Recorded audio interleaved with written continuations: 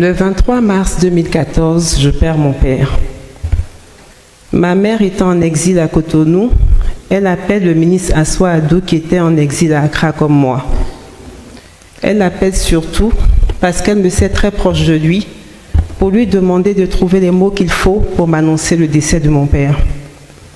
Avant qu'il n'arrive chez moi, un ami, pensant que j'étais déjà informée, m'a malheureusement annoncé la mauvaise nouvelle que tout le monde me cachait.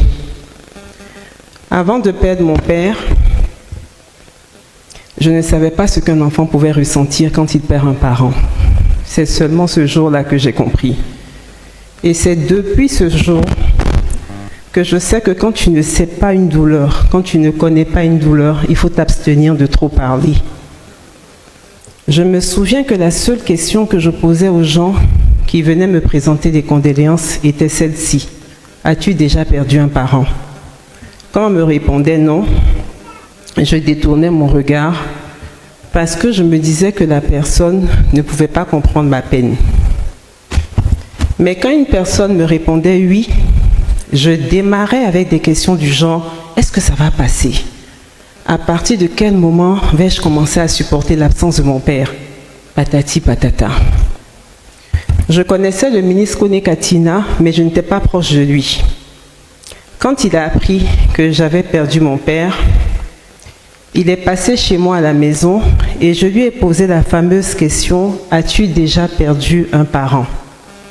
Et il m'a dit « Oui, j'ai perdu ma mère et je n'ai malheureusement pas pu l'enterrer parce que c'était au moment de la partition du pays. » Katina venait de représenter, par cette simple phrase, la personne que je trouvais légitime à me consoler.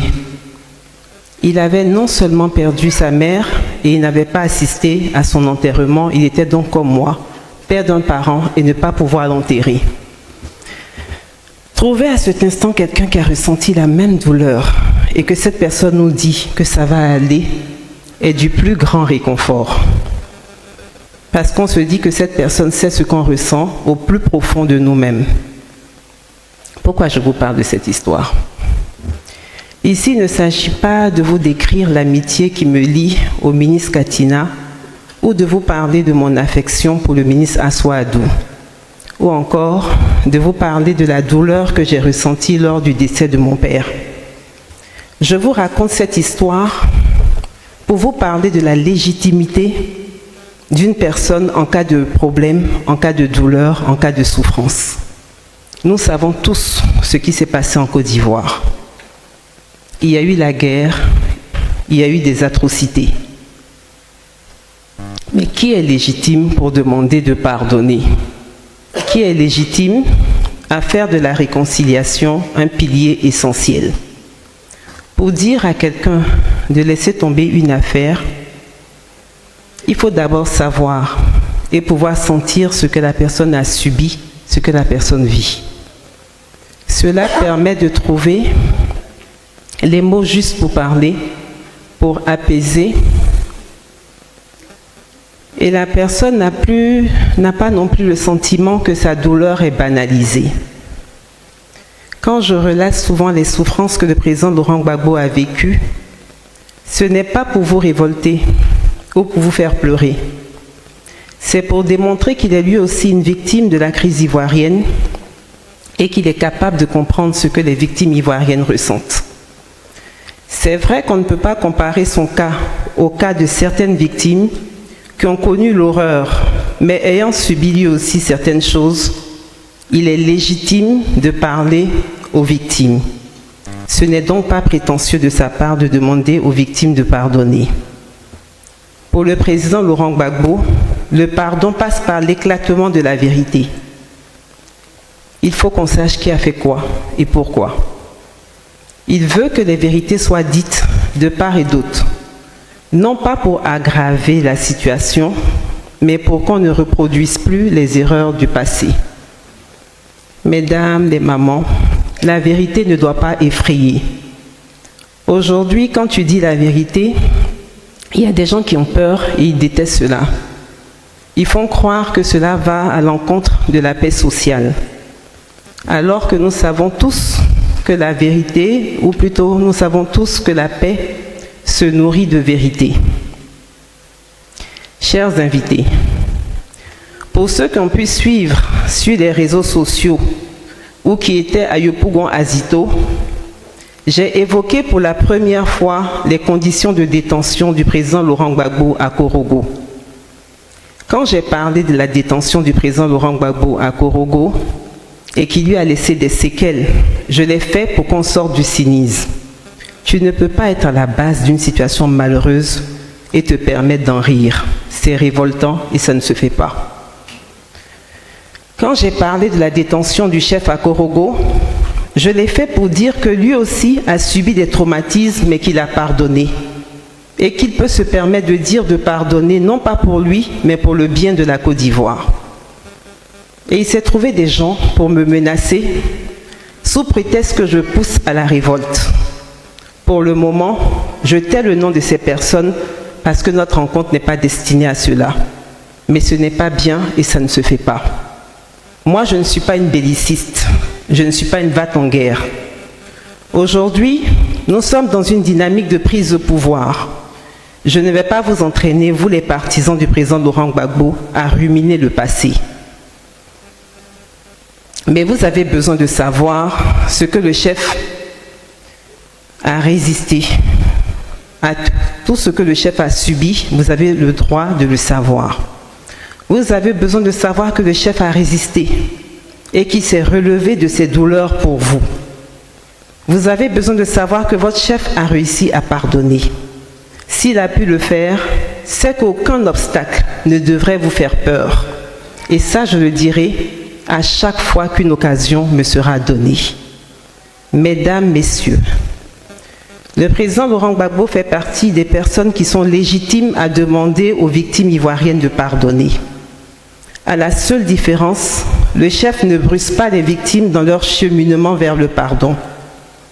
Il demande à chaque victime de prendre son temps parce que chaque cœur a son calendrier. Pour le chef, la meilleure manière d'aider les gens à se libérer de leur fardeau, c'est de libérer la parole. Il estime que pour qu'on parvienne au pardon, il faut laisser les gens exprimer leur souffrance. On ne doit pas interdire aux gens de dire ce qu'ils pensent, ce qu'ils ont subi, sous prétexte qu'on veut aller à la paix.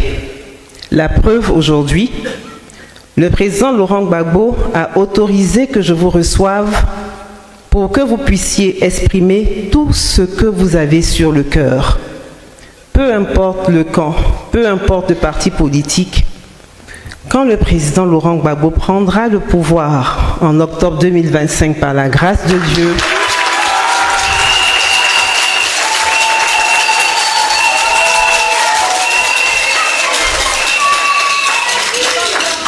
quand le président Laurent Gbagbo prendra le pouvoir en octobre 2025, Inch'Allah, il organisera des rencontres où chacun dira ce que l'autre lui a fait de mal et ce qu'il a perdu. Après toutes ces rencontres, toutes les victimes des crises successives seront recensées et dédommagées.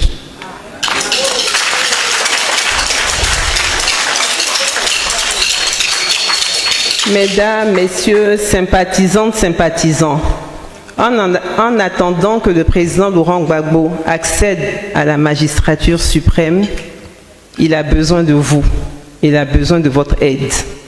Est-ce que vous êtes prêts à l'aider?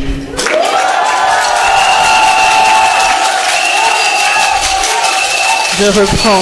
Est-ce que vous êtes prêts à l'aider?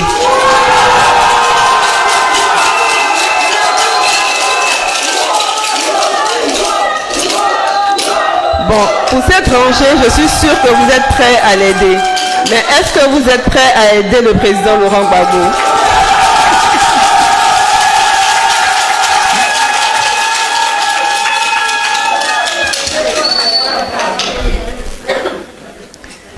Pour l'aider, il y a quelques conditions. Je ne vais pas toutes les énumérer, mais je parlerai de 2 conditions. La première condition pour aider le président Laurent Gbagbo, il faut que vous renonciez à la peur. N'ayez pas peur. En suivant le président Laurent Gbagbo, il y a des attaques dedans. Il y a des menaces dedans. Il y a même la prison dedans. Mais ce qu'il y a dedans aussi, c'est qu'il y a aussi la gloire dedans.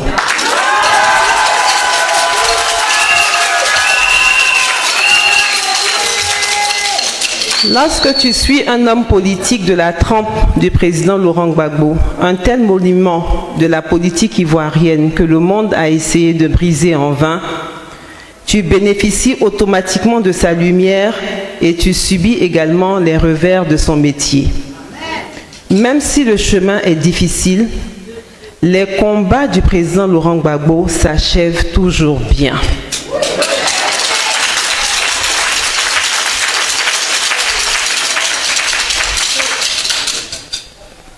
Pour moi qui vis à ses côtés, je me dois de partager avec vous, ses partisans, la force et l'espoir que le président Laurent Gbagbo me transmet à la maison. En vivant avec lui, je vois ce que vous ne voyez pas. En vivant avec lui, j'entends ce que vous n'entendez pas. Je vois des choses qui me permettent de vous dire que nous allons nous en sortir.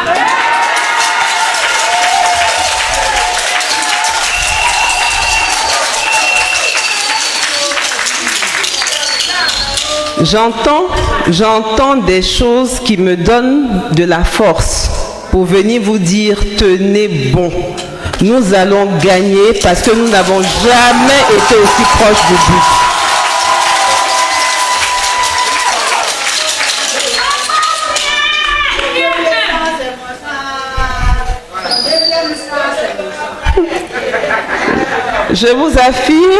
Je vous affirme aujourd'hui haut et fort que ça va aller, pourvu que vous y croyez, pourvu que vous le vouliez.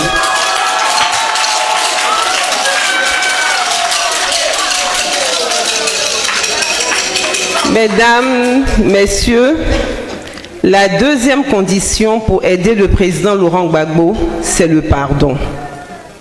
Il faut que vous laissiez tomber toutes les frustrations. Vous avez souhaité me rencontrer et le chef m'a encouragé à vous recevoir parce que nous avons appris que vous avez gros sur le cœur. Il fallait donc créer un cadre d'échange pour vous permettre de vider tout ce que vous avez sur le cœur, de vous décharger. Vous avez donc parlé, vous avez dit vos vérités. Nous avons tous entendu vos paroles, vos frustrations et je les comprends. C'est vrai que vous avez des raisons d'être frustrés, mais vous n'auriez pas eu raison si vous vous étiez détourné du président Laurent Gbagbo à cause de vos frustrations. Comme je le dis souvent, le chef a été absent pendant 10 ans. Il n'était pas en vacances, il était en prison. Nous étions tous malheureux pendant son absence. C'est vrai que ça ne justifie pas certaines attitudes, mais ça pourrait aussi les expliquer. Je vous demande pardon pour tout ce que vous avez pu subir pendant l'absence du président Laurent Gbagbo. Je vous demande personnellement pardon. Est-ce qu'au moins le pardon est accepté?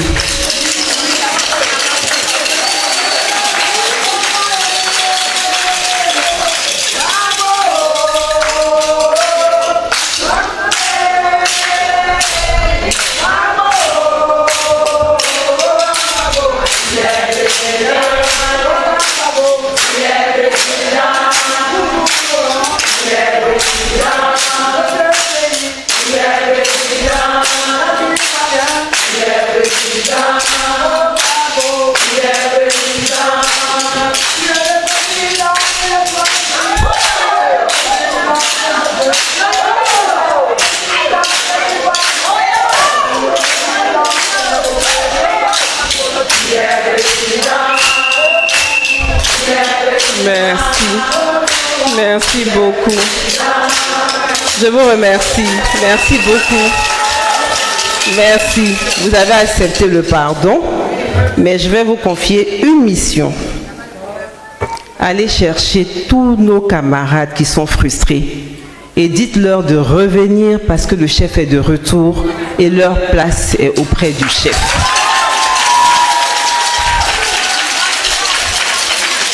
Vous leur direz que le président Laurent Gbagbo n'est la propriété privée de personne et qui vous appartient à vous tous.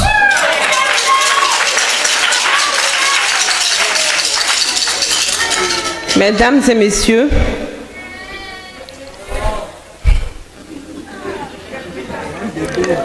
comme je l'ai dit, le président Laurent Gbagbo était en prison. Mais il n'était pas en prison parce qu'il a volé, parce qu'il a tué. Il était en prison parce qu'il faisait un bon travail pour nous, les Ivoiriens, et ça n'a pas plu. Le travail qu'il faisait, c'était pour que le planteur de café cacao fixe lui-même le prix de ses produits. Le travail qu'il faisait, c'était pour que la Côte d'Ivoire ne soit plus endettée. Le travail qu'il faisait, c'était pour qu'on ne parle plus d'enfant d'eux, mais de l'enfant de pauvre qui est devenu quelqu'un. Le travail qu'il faisait, c'était pour qu'on parle de nouveaux hommes d'affaires ivoiriens qui ne sont pas que des hommes politiques. Le travail qu'il faisait, c'était pour que nos enfants partent à l'école gratuitement. Le travail qu'il faisait, c'était pour que le pouvoir appartienne au peuple. Le travail qu'il faisait, c'était pour que le peuple se soigne gratuitement grâce à l'assurance maladie universelle.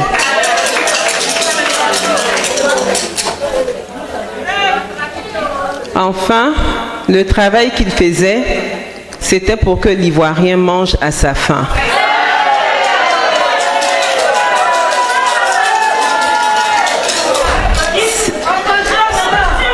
C'est tout ce travail qu'il faisait, c'est tout ce travail qu'il faisait, c'est tout ce travail qu'il faisait et dont les Ivoiriens avaient commencé à profiter et puis ils l'ont pris et ils l'ont déposé à La Haye pour qu'ils n'aient plus envie de faire ça pour les Ivoiriens. Militante, le président Laurent Gbagbo a été éloigné de son pays pendant 10 longues années. Il a été éprouvé. Il aurait pu rentrer et dire que je suis fatigué. Mais il a regardé l'état de la Côte d'Ivoire et il vous a répondu oui quand vous lui avez demandé d'être votre candidat. Il aurait pu refuser d'être candidat parce que lui aussi, il a certainement des frustrations. Mais est-ce que vous aurez accepté qu'il vous abandonne?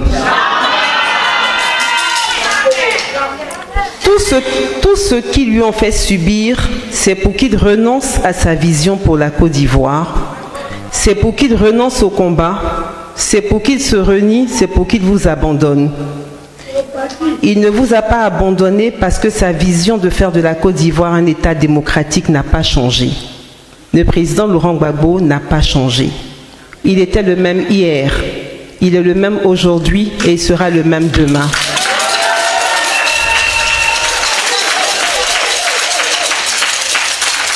Sa vie, il l'a consacrée à vous pour que la Côte d'Ivoire devienne un pays démocratique. La démocratie est la meilleure chose qui puisse arriver à un pays africain et Dieu merci, le chef n'a pas besoin de beaucoup d'années pour instaurer la démocratie en Côte d'Ivoire. Il lui faut seulement 5 ans, comme il a dit lui-même, pour fixer les clous. Et vous, il vous faut tenir seulement 10 petits mois pour qu'on arrive à la période où le chef prendra les rênes de ce pays.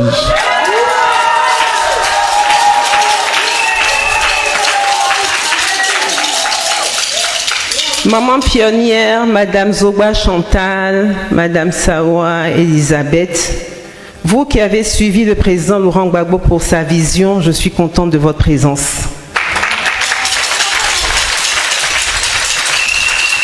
Vos mots nous ont fait plaisir et ça nous a rendu par moments tristes. La salle étant petite, il y a des personnes qui n'ont pas pu venir. Il faut leur dire de ne plus regarder les actes de X ou Y pour se détourner du combat du chef. En vous détournant de son combat, vous vous détournez de tout le combat que vous avez mené depuis 90 pour certaines. En vous détournant de son combat, vous vous détournez de l'héritage de vos enfants et de vos petits-enfants. En plus, ce n'est pas maintenant que nous sommes au bout de la lutte que vous allez laisser d'autres profiter du fruit de votre combat. Vous faites bien de rester avec le président Laurent Gbagbo. Allez dire aux autres camarades qui hésitent à le rejoindre ou à revenir que la porte du PPACI leur est ouverte et ne leur sera jamais fermée. Makori a toujours été le bastion du président Laurent Gbagbo. Makori doit lui revenir et je le dis sous l'autorité du président exécutif et je compte sur vous pour que Makori revienne au président Laurent Gbagbo.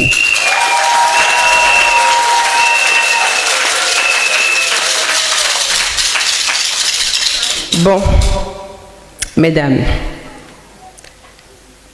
j'ai fait un peu la talakou de mon mari. Est-ce que je peux? Alors, mesdames, la Côte d'Ivoire a de la chance d'avoir un monsieur comme le président Laurent Gbagbo.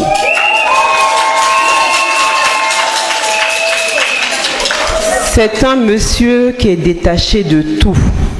Regardez, il ne porte pas de montre. Il n'a pas de smartphone. Il n'est pas dans la recherche du dernier costume à la mode. Il ne cherche pas le pouvoir pour s'enrichir. Il a déjà dirigé ce pays et il n'a pas volé.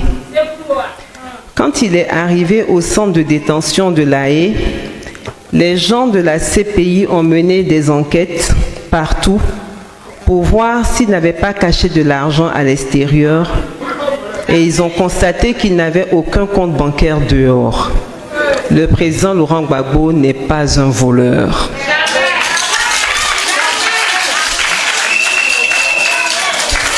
C'est pour cette raison qu'il a été déclaré indigent par la CPI. Indigent, c'est qu'il a été déclaré pauvre par la CPI. Ce qu'il a aujourd'hui, ce sont ces économies qu'il a pu accumuler parce qu'il était en prison. Un tel homme qui a été président de la République pendant 10 ans et qui ne vole pas son peuple et qui se contente après le pouvoir de vivre que sur sa rente viagère, c'est très rare. On comprend aisément qu'il est venu servir son peuple et non se servir.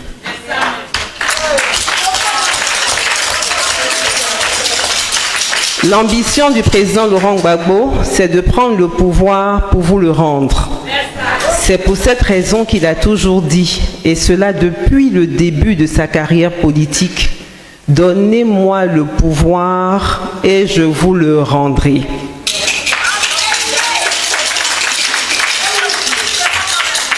Le président Laurent Gbagbo veut le pouvoir pour que vous profitiez des richesses de ce pays. Le président Laurent Gbagbo veut le pouvoir pour que nous soyons tous pareils. On ne parlera pas de musulmans, de chrétiens, de Maouka, de Djoula, de Bété, d'Ébrié, mais on parlera d'abord d'Ivoiriens. Le président Laurent Gbagbo ne prendra pas le pouvoir pour que le pauvre soit encore plus pauvre. Le président Laurent Gbagbo va réduire l'écart qu'il y a entre les riches et les pauvres parce qu'il va repartir équitablement les richesses de la Côte d'Ivoire.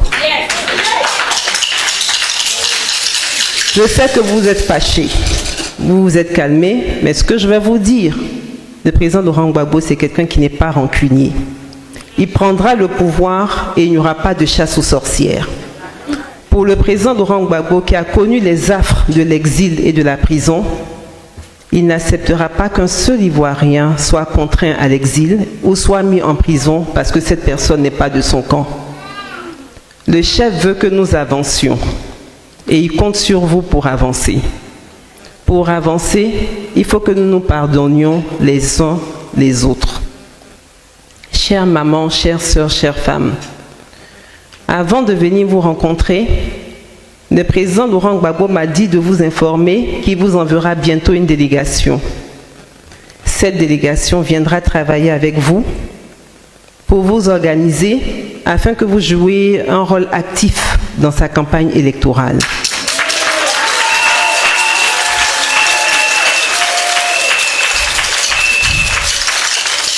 Au cours des assises qui ont eu lieu le samedi 11 janvier dernier, vous en avez parlé tout à l'heure, le président Laurent Gbagbo a souhaité que les femmes soient ses messagères.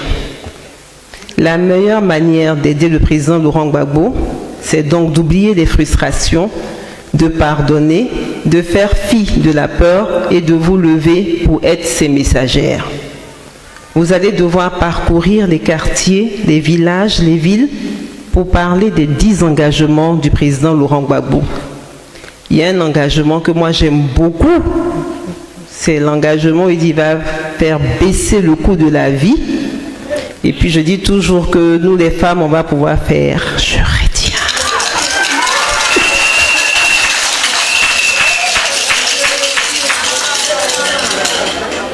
Mais en attendant que la délégation du président Laurent Gbagbo vienne vers vous, le chef souhaiterait que vous annonciez dans vos quartiers qu'il va entamer une tournée de mobilisation dans toute la ville d'Abidjan. Cette tournée de mobilisation, qui commencera le samedi 25 janvier, est dénommée la tournée Kokoko. Pourquoi Kokoko? C'est pour dire que le président Laurent Gbagbo veut prendre le pouvoir sans effraction, sans effusion de sang et sans s'imposer aux Ivoiriens. Par la tournée Kokoko, il réaffirme sa volonté de prise de pouvoir par les urnes et non par les armes. Pour parvenir au pouvoir par les urnes, il faut d'abord déclarer sa candidature. Il a déclaré sa candidature. Certains disent qu'il n'est pas éligible parce qu'il a braqué une banque. Comme nous tous, nous savons qu'il n'a braqué aucune banque. C'est pour cette raison que nous sommes sans crainte et nous disons qu'il est éligible. Par la grâce de Dieu, le président Laurent Gbagbo sera sur la liste des candidats d'octobre 2025.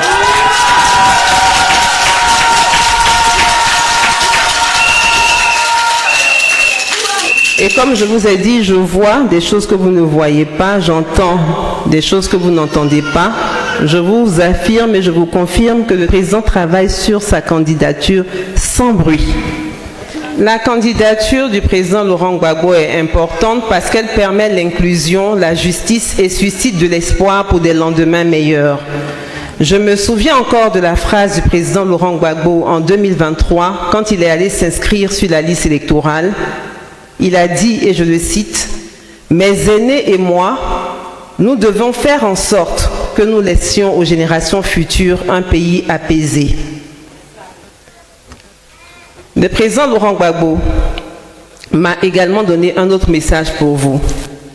Mesdames et messieurs, le président Laurent Gbagbo me charge de vous dire que sa candidature doit être un exemple pour tout le monde. Plus personne ne doit accepter d'être exclu de son propre pays et les élections ne doivent plus être des sources de conflit. Il dit que nous irons aux élections et personne n'en sera exclu. Nous battrons campagne dans le respect de l'autre. La commission électorale indépendante devra organiser des élections justes et transparentes. Le Conseil constitutionnel proclamera les résultats définitifs.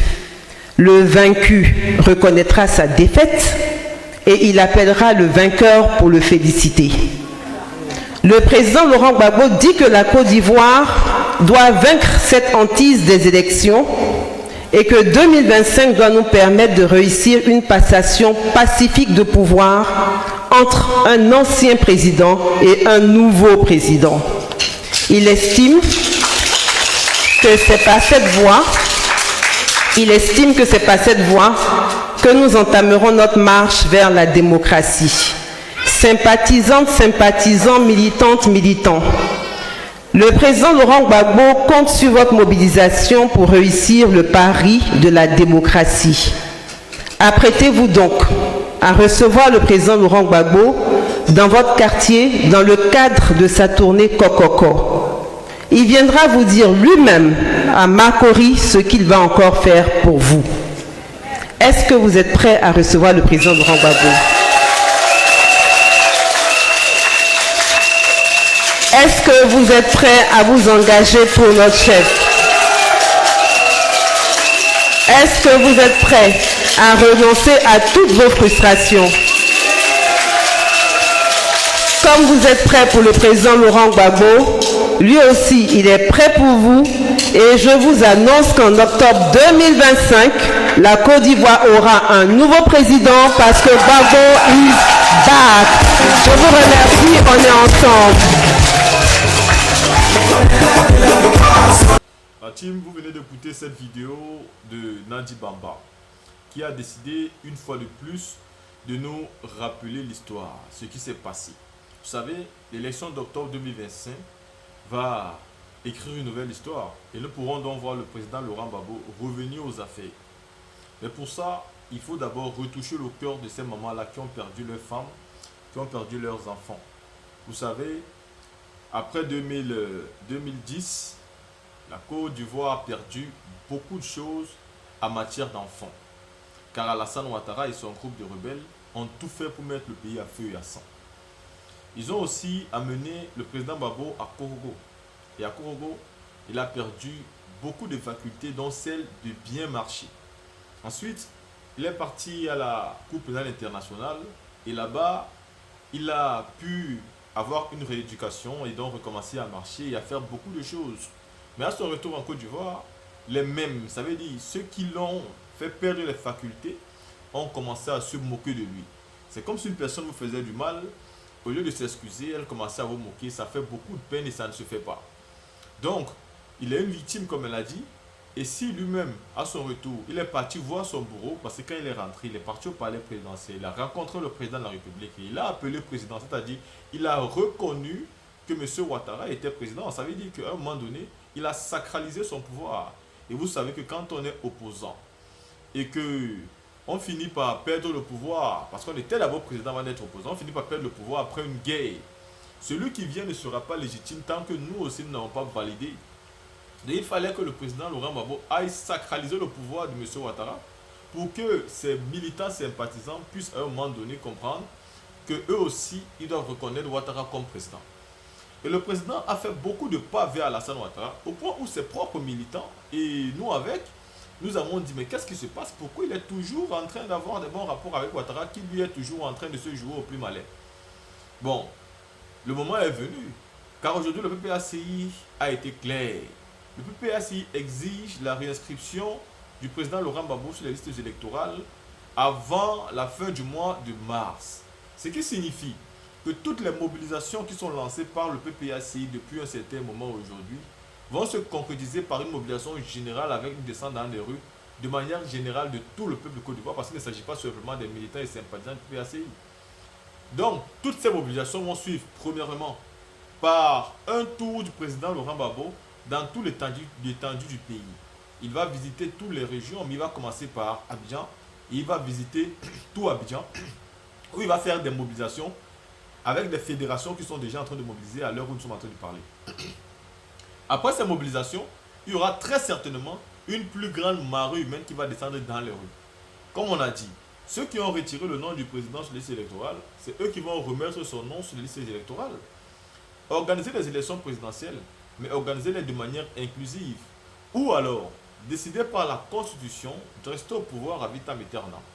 C'est-à-dire, de nous permettre d'avoir une Constitution qui peut vous donner le droit de faire autant de mandats que vous voulez. Mais si la Constitution est claire sur le fait qu'on ne peut que faire 2 mandats et pas un 3e, alors il faut faire comme Patrice Talon, le président du Bénin. Lui au moins il a été clair là-dessus en rassurant son peuple, en leur disant que personne ne viendra faire un 3e mandat, on va se limiter à 2 mandats. Et quand on se limite à 2 mandats, on ne fait pas une passation de charge à une personne qu'on aime bien.